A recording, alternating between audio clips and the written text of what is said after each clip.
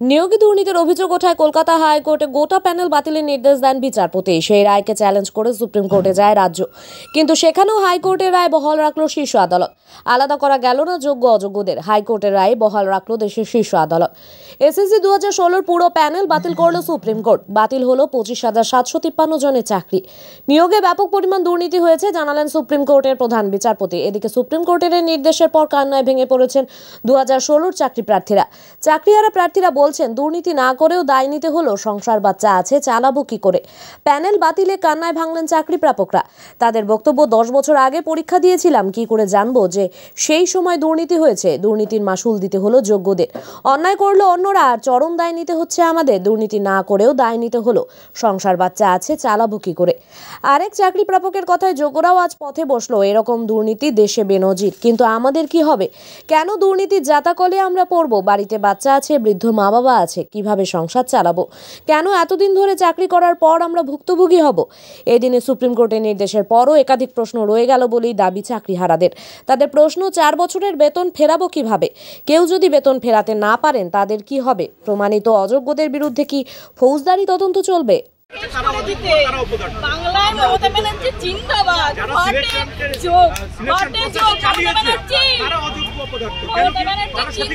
বেঁচে থাকুন এইভাবে আমাদেরকে শেষ করার জন্য। হাততালি আপনাদের জন্য, হাততালি। আমাদেরকে আপনি লাশের পর লাশ দেখবেন, এবার আবার লাশের পর লাশ দেখবেন। এটাই হচ্ছে আপনার অনেক কৃতিত্ব। পুরো বাঙালিকে আমাদের নতুন প্রজন্ম আমাদেরকে পুরো শেষ করে দেওয়া হলো। এবার আপনি খুশি তো? জিতে গেছে তো আপনাদের বাম আমলের প্রতিশোধ নিতে। আপনারা যে খুলে আম দুর্নীতি করেছেন, কি ভেবেছিলেন বাপের উপর বাপ হয় না? দেখে নিলেন তো এবার বাপের উপরও বাপ হয়। আপনাদের অন্যায়ের জন্য আজকে আমাদেরকে বলির পাঠা হতে হলো, বলির পাঠা। কোথায় যাবো আমরা? অবশ্যই মমতা ব্যানার্জির ক্যাডারদের জন্য। তারা যদি টাকা না নিয়ে সামনে দিকে কি করে আসতো? এই প্রশ্নটা এত বছর 2012 সালেও 2012 সালের এসএসসিতেও দুর্নীতি হয়েছে, সেটা চাপা পড়ে গেছে। তারপরে এটা খুলে আমি জানি কোথায় কোথায় টাকা নেওয়া হয়েছে, কারা চাকরি পেয়েছে টাকা দিয়ে।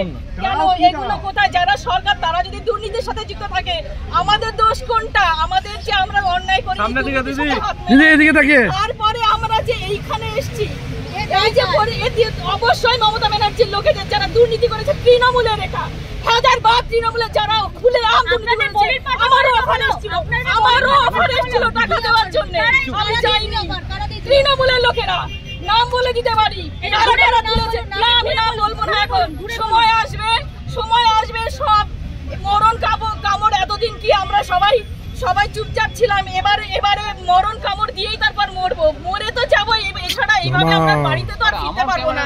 অনেক কষ্ট করে 29 বছর বয়সে এসে চাকরি পেয়েছি। 29 বছর বয়সে এসে 2012 সালে সেই আরএলএসটির পরে এই 19 সালে আবার নিয়োগ হলো। 7টা বছর পর সে সময়ও দুর্নীতি হয়েছিল, এবারও হয়েছে। এত বছর পরে 29 বছর জীবনের শেষ সময় এসে আর আমরা কি দাঁড়াতে পারি? সারা বছর কি, সারা জীবন কি মানুষ পড়াশোনা করতে পারে? এখন বলছে রি-এক্সামের কথা। আপনারাই বলুন তো, পারবেন তো মাধ্যমিক পরীক্ষা দিতে? পারবে তো? ওরা যারা কথা বলছে তারা মাধ্যমিক পরীক্ষা আবার বসতে রিঅ্যাপিয়ার করতে পারবে তো? বেতন ফেরত দেওয়ার কথা বলা হয়েছে। আমি জানি না কিসের কথা বলা হয়েছে। পরিশ্রম করেছি, এটা বসে নেবো। আরে বেতন ফেরত যারা দুর্নীতি করেছে, আমরা তো দুর্নীতি করিনি, আর বেতন ফেরতের প্রশ্নই ওঠে না। আমরা যা সার্ভিস দিয়েছি আমাদের স্কুলে, আমাদের স্টুডেন্টদের কাছ থেকে খবর নিন। খাতাও দেখেছেন, মাধ্যমিক উচ্চ মাধ্যমিকের খাতাও তো আপনারা দেখেন। আমার এখনো আনফরচুনেটলি বলুন, ফরচুনেটলি বলুন, আমার কাছে এখনো আসেনি খাতা, আমি এখনো পাইনি। বাট অনেকেই পেয়েছে, আমার সহকর্মী যারা ছিলেন তারা পেয়েছেন। এখন আমরা কি করব? আপনাদের কি মনে হয় আপনাদের এই যে এই জাজমেন্টটা হলো, আমাদের দোষটা কোথায় বলুন তো? এই যে এতদিন আমরা শুনছি যে নিরপরাধীর শাস্তি না হোক, আমাদের কোন দোষে শাস্তি দেওয়া হলো আমাদেরকে? বাছাই করতে পারেনি বলেই আপনাদের এই ফল ভুগতে হচ্ছে। বাছাই করবে কি করে? যে চুরি করলো তাকে যদি বলেন যে আপনি যে জিনিসগুলো চুরি করেছেন ফেরত দিন, আপনি দেবেন? যে চোর তাকেই বলছে বাছা হোক। সে সেগ্রিগেশন হয়েছে হয়নি, তার জন্য সিবিআই দিয়েছে, সিবিআই তার জন্য ডেটা দিয়েছে, মানা হলো না। আমরা কোথায় যাব এখন বলুন তো? আমাদের হয়ে বলার কে আছে?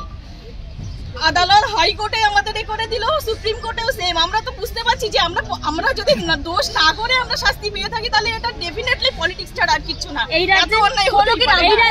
উনি হয়তো এটাই চেয়েছিলেন, যার জন্য এতটা খুলে না হলে হতো না। উনি কি জানতেন না? সত্যি কথা বলুন তো, এই রাজ্যে আমাদের একটা পাতা নড়ে না ওনার মানে অগোচরে। উনি জানতেন না যে এইসব জিনিসগুলো হচ্ছে? শিক্ষামন্ত্রীর বাড়িতে টাকা পাওয়া যাচ্ছে, লজ্জার বিষয়। কতটা লজ্জার বিষয় এটা? হ্যাঁ, লজ্জা করে না? ওকে তো 7 বার মানে ফাঁসি দেওয়া উচিত ছিল। জেলে কি করছে ও? বেঁচে আছে কেন এখনো?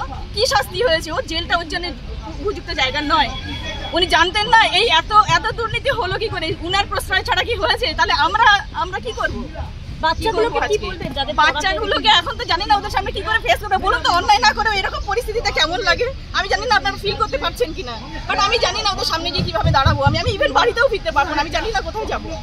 মানে সেই জায়গাটা নেই। বললাম তো, অনেকটা সংগ্রাম করবো। মানে জীবনের অর্ধেকটা মানে দিয়ে দিয়েছি আমি।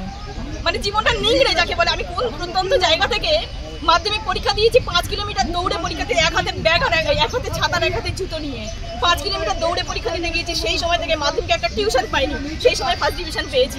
ঠিক আছে, গ্রাজুয়েশন পরীক্ষা শিক্ষকটা দূরের কথা, ছোটবেলা থেকে বিশ্বাস করুন আমার ফ্যামিলিতে আমার ঠাকুরদা ছিলেন স্কুল শিক্ষক, আমার বাবাও স্কুল শিক্ষক ছিলেন। মানে আমার না রক্তে রক্তে রন্ধ্রে রন্ধ্রে আমার স্কুল হলেই মানে বাবা জিজ্ঞাসা করেছিল তখন বলেছিলাম যে হলে স্কুল টিচারই হবো, আদারওয়াইজ কোনো প্রফেশনে যাবো না, অন্যের বাড়ি বাসন মাজবো। মানে এতটাই ডেডিকেটেড ছিলাম আমি, কারণ এই পরীক্ষা ছাড়া আমি অন্য কোনো পরীক্ষার জন্য আমি এগোইনি, ভালোই বাঁচতে পারিনি। এটা ছিল আমার শুধুমাত্র মানে কি বলবো, এটা আমার প্যাশন, আমার ভালোবাসা, মানে আমার লাইফ, এটা আমার জীবন। এটা আজকে আমার জীবন চলে গেছে। ভবিষ্যৎ প্রজন্ম মানে আপনারা আমাকে দেখছেন কথা বলছি আমার, কিন্তু আমি কিন্তু জীবিত নেই, মানে নই আর কি এরকম একটা। ভবিষ্যৎ প্রজন্ম এ রাজ্যে কি আর কোনোদিনও চাকরিতে ভরসা করবে, সরকারি চাকরিতে? দেখুন, স্কুলে না আমার স্টুডেন্টদের কাছে আমার খুব ভালো নাম, জানেন তো, অনেকে আমাকে আইডল মনে করে। আমি বারিপুর গার্লস হাই স্কুলের টিচার, যাবেন ওখানে জিজ্ঞাসা করবেন শাহানি ম্যাম কেমন। আমি শাহানি নাজনীন বলছি। আমি যখন জিজ্ঞাসা করতাম অনেকেই বলতাম আমি আপনার মতো হবো, করবে না, বুকটা ভরে উঠতো। বুঝতে পেরেছেন? এখন কি বলবো বলুন তো? ওদেরকে বলবো যে ভালো করে পড়াশোনা কর বাবা, অন্তত এই রাজ্যে থেকে কি করে বলবো বলুন? তাদের সাথে দেখা হবে কিনা জানি না, পরের কথা। কিন্তু যেই আসুক না কেন স্কুল টিচিং অন্তত এই সরকারের আমলে জানি না, যদি ভালো কিছু হয় তো হোক, ডেফিনেটলি অন্যদের সাথে এরকমটা না হোক। কিন্তু আমাদের কি হবে বলুন তো? আমরা কি করে বলবো অন্যদেরকে? জানি না। এখন মমতা ব্যানার্জির কাছে